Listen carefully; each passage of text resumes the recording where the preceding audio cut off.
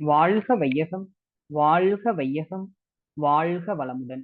வேதாத்ரி மகரிஷி அவர்களின் நாள் ஒரு நற்சிந்தனை நாள் ஜூன் 11. தலைப்பு தன்னிலை விளக்கம். நான் யார்? பொருளா, சக்தியா, உடலா, அறிவா, உயிரா? இவை ஒன்றிலிருந்து ஒன்றை பிரிக்க முடியுமா என ஆழ்ந்து சிந்தித்தால் இவற்றில் எதுவும் தனித்து இல்லை. எல்லாம் சேர்ந்த ஒரு இயக்க சிறப்பே நான் என அறிவோம். உடல் வரையில் எல்லை கட்டி அதுவரையில் நான் என்ற எண்ணிருந்த காலமும் உண்டு. அன்று வரை அறிவு அறிந்திருந்த பக்குவ நிலை அது. உருவத்தை ஆராயுங்கால் அது அணுக்களின் கூட்டமாக தோன்றுகிறது. அறிவை நோக்கி ஆராயுங்கால் அது உடலியக்க சக்தியின் ஒரு பிரிவு இயக்கம் என விளங்குகின்றது. சக்தி என்பது என்ன ஆராயுங்கால் அது எங்கும் நிறைந்த ஒரு அகண்டாகார பெருவெளியின் எழுச்சி அணுவின் மூலமாக இயக்க வேகமான நிலை என தெளிவாகி விடுகின்றது. ஆகவே அகன்ற பெருவெளியாக, அணுவாக, இயக்க சக்தியாக, அறிவாக இருக்கும் பல்வேறு ஒரு பேர் இயக்கமே நான் எனப்படுவது. ஒளி அல்லது ஒளி எழுச்சி பெறும் பொருட்கள் நிலை, இயக்கம்,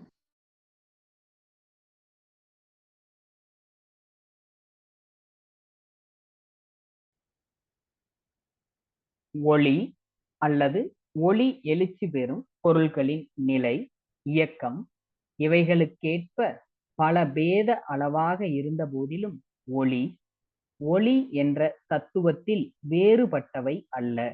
அதுபோலவே எல்லா சீவன்களிலும் உள்ள அறிவு பல பேத நிலைகளில் இயங்கிய போதிலும் அறிவு என்ற தத்துவத்தில் ஒன்றே. ஆகவே நான் பரவெளி என்ற நிலையில் எங்கும் நிறைந்த பூரணமாகவும், சக்தி என்ற நிலையில் அணுக்களின் கூட்டுப்பக்குவ பரிணாம சந்தர்ப்ப சந்திப்புகளுக்கேற்ப பலவித இயக்க வேறுபாடுகளாகவும், அறிவு என்ற நிலையில் அந்தந்த ஜீவராசிகளின் புலன் அமைப்பு, தேவை, பழக்கம், சூழ்நிலை, அனுபவம் இவைகளுக்கு பல பேதப்பட்ட நிலைகளாகவும், உருவம் என்ற நிலையில் அணுக்களின் கூடுதலுக்கேற்ப பலவித அமைப்புகளாகவும் இருக்கிறேன் என்ற கொள்ளுதல் சரியான முடிவாகும். எனவே நான் வேறு, பிரபஞ்சம் வேறு அல்ல.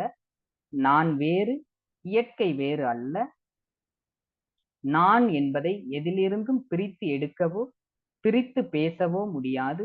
ஒன்றாகவும் பலவாகவும் எல்லாமாக ஏக தொடர் நிலையில் இருப்பதே நான் என்பதாகும். அரூப நிலையில் ஏகமாக, உருவ நிலையில் சிதறுண்டு தோன்றும் பலவாக, அரூபத்தில் உருவங்கள் அனைத்தும் அடக்கம் பெற்றும் உருவங்கள் அனைத்திலும் அரூப நிலை நிறைந்தும் ஒன்றிலிருந்து ஒன்றை பிரிக்க முடியாத அகன்ற பேரியக்கமாகிய தத்துவமே நான் என்பது ஆகும். வாழ்க வளமுடன். அருட்தந்தை.